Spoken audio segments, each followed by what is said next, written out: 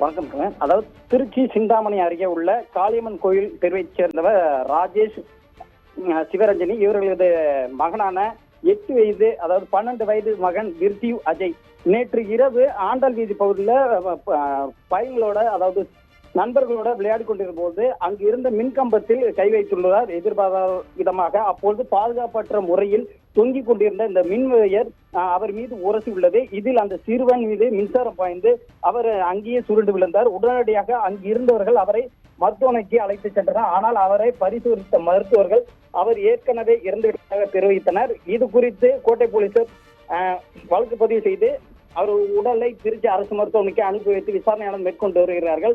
இந்த சம்பவம், அதாவது மின்வாரிய ஊழியர்கள் மாநகராட்சியால் தான் இந்த சம்பவம் நடந்துள்ளதாகவும் அப்பகுதி மக்கள் குற்றம் சாட்டியுள்ளார்கள். இந்த சம்பவம் குறித்து தற்போது கோட்டை போலீசார் விசாரணையானது மேற்கொண்டு வருகிறார்கள். அதே பகுதியில் இந்த GNet கம்பம் மின்சாரமானது உள்ளது. இதனை தொட்ட சிறுவன் தான் இறந்துள்ளதாகவும் கூறப்படுகிறது. இந்த மாநகராட்சி ஊழியரின் அலட்சிய போக்கால் இந்த சிறுவன் இறந்த சம்பவம் இப்பகுதி பெரும் சோகத்தை ஏற்படுத்தியுள்ளது.